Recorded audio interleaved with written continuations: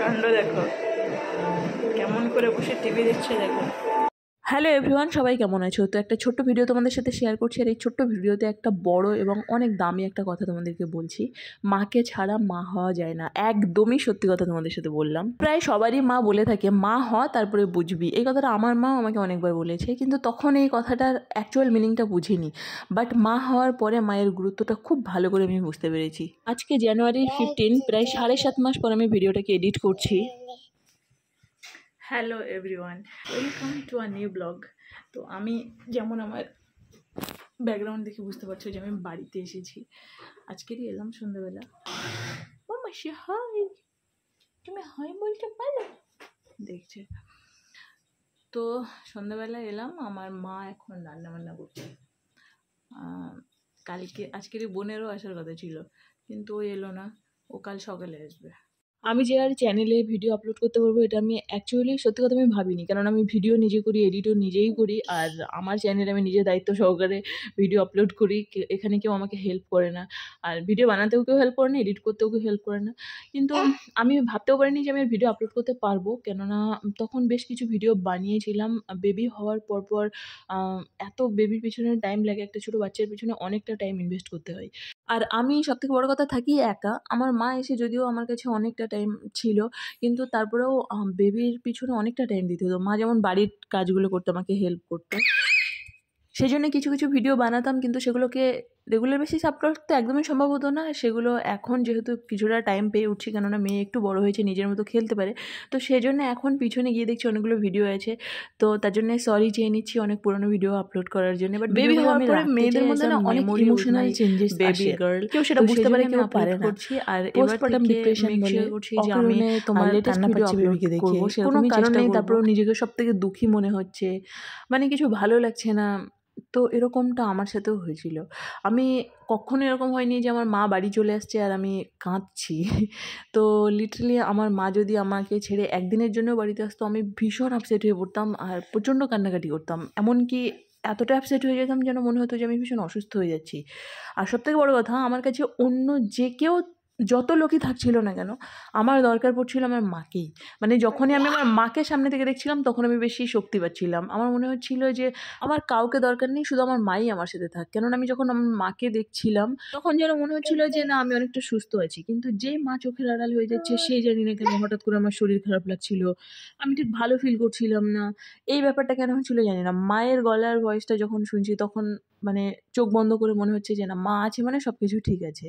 তো এই ব্যাপারটা সবার সাথে হয় কিনা, যারা যারা নতুন নতুন বেবি হয়েছে নিশ্চয়ই আমাকে জানিও। আমার সাথে তো এই ব্যাপারটা ভীষণভাবে হয়েছিল। তো আমি অনেক মাস ধরে একটু প্রবলেমের মধ্যে দিয়ে যাচ্ছিলাম, তবে ওই প্রবলেমটা আমার কেটে গেছে। আমি এটা নিয়ে একটু স্টাডি করে দেখতে পারলাম যে এরকম হয়, অনেকটা হরমোনাল ডিসব্যালেন্স, এই সেই চেঞ্জেস নানানটাল হয়। তার জন্যে মেয়েদের মধ্যে এরকমটা হয়। অনেকে বুঝতে পারে, অনেকে পারে না। বাট এটা নিয়ে তাকে কখনো, সেই মেয়েটাকে যে নতুন নতুন মা হয়েছে, তাকে কখনো এটা নিয়ে কিছু শোনানো উচিত না, বরং তাকে মেন্টাল সাপোর্ট দেওয়া ভীষণ দরকার। আর এই সময়টাতে মেয়েদের সব থেকে বেশি দরকার হয় হাজব্যান্ড আর তার মায়ের। আমার মনে হয়েছিল যে এই সময় আমার হাজব্যান্ড আর আমার মা ছাড়া আমার কাউকে চাই না। বাড়িতে যখন অন্য কেউ আসছে, তো আমি আরও বেশি অসুস্থ ফিল করছিলাম। অন্য কাউকে দেখতেই আমার ভালো লাগছিল না। যখন আসছে তখন আমার মাথাতে মনে হচ্ছে অনেক বেশি হেডেক বেড়ে যাচ্ছে, মানে ভালো লাগছে না। জানি না কেন এরকমটা হচ্ছিল আমার সাথে। তো যাই হোক, এরকম সময়টা কেটে গেছে, এখন আর ওই ব্যাপারটা হয় না। এখন মেয়ে 1 বছর পার করে গেছে। তবে ভিডিওটা এডিট করার সময় যখন রিজাকে একটু ছোট্ট দেখছি না, আমার খুব ভালো লাগছে দেখতে। কত কিউট লাগছিল দেখতে। এখন একটু বড় হয়ে গেছে, অতটা ছোট নেই। এই সময়টাতে দেখো, রিজা জাস্ট শুয়ে থাকতো, একটু জাস্ট ওঠার চেষ্টা করছে, মানে হামাগুড়ি দেওয়ার চেষ্টা করছে। দেখো সবে সবে উঠছে। এই সিচুয়েশানটা এরকম ছিল। আচ্ছা যাই হোক, আর একটা কথা তোমাদেরকে বলি। একদিন হয়েছিল জানো, অনেক রাত, তখন প্রায় রাত 12টা বাজে। আমি তখন মাকে ফোন করে বলছি আমি ভীষণ অসুস্থ, আমি বাঁচবো না। আমার মা সেই রাত 12টাতেই এসে, সরি আমি রাত 10টাতে মাকে কল করে ওরকম বলছিলাম, আর রাত 12টার দিকে মা আমাকে এসে নিয়ে বাড়ি গেছি, তখন রাত 2টো, প্রায় 2টো 2:30 বাজে। বুঝেছো, মানে এতটা অসুস্থ ফিল করছিলাম। যাই হোক, তো এই হচ্ছে এদিন যেদিন বাড়িতে চলে এলাম। ওদিন তো জানতাম যে কলকাতাতে থাকবো, এবার সাডেনলি বাড়িতে গেছিলাম বলে যা আমার কাছে সবজি টবজি ছিল রান্না করা, সেগুলো নিয়ে বাড়িতে চলে গেছিলাম। আমার মা অনলাইন থেকে এই কি সব অর্ডার করেছিল, ডাব শ্যাম্পু ট্যাম্পু, তো এগুলো চলে এসছে। আর এটা হচ্ছে তোমার জুনের 3 তারিখে। বুঝতে পারছো আমি কত ফ্রিকোয়েন্ট ভিডিও বানাচ্ছিলাম সেই সময়টাতে। দেখে দেখো, ছায়াটা দেখে অবাক হয়ে দেখছিল।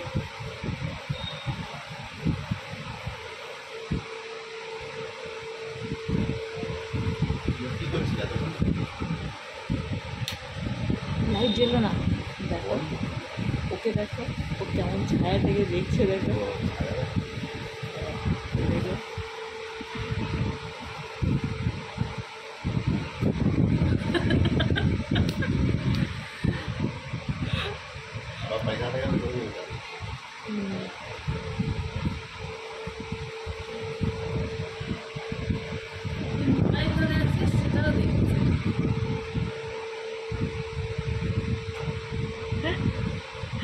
দেখ খুব অবাক, খুব অবাক হয়ে দেখছে, বুঝলি ভাবছি কী ব্যাপার।